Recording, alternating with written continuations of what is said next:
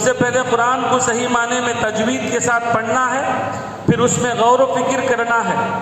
اگر غور و فکر کرنے کی طاقت نہ ہو تو علماء محققین کے سامنے بیٹھ کر اسے سمجھنا ہے۔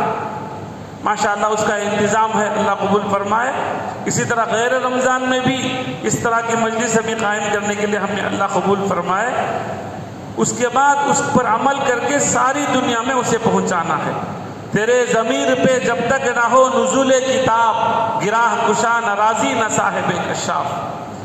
وہ معزز تھے زمانے میں مسلمان ہو کر، اب ہم خوار ہوئے تاریخ کے قرآن ہو کر۔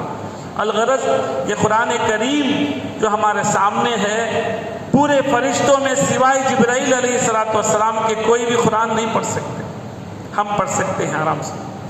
اس لیے قرآن کو ہم ماشاءاللہ تلاوت بھی کرنا ہے، غور سے بھی سننا ہے، سمجھنا ہے، عمل کرنا ہے۔ قرآن کریم 114 اس میں صورتیں ہیں، 6660 پر 6 466 آیتیں ہیں۔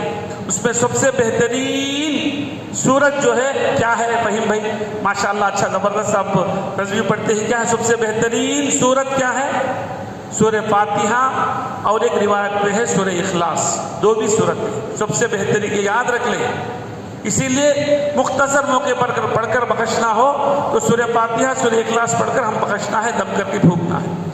سب سے بہترین سورت سورہ اخلاص بھی ہے، سورہ فاتحہ بھی ہے۔ یاد ہو گیا نا؟ عام طور پر یاد کر کے گھروں میں جا کر سنانا ہے۔ آج عام طور پر ہم سنتے ہیں، اس کے بعد پوچھے تو یاد نہیں ہوتا۔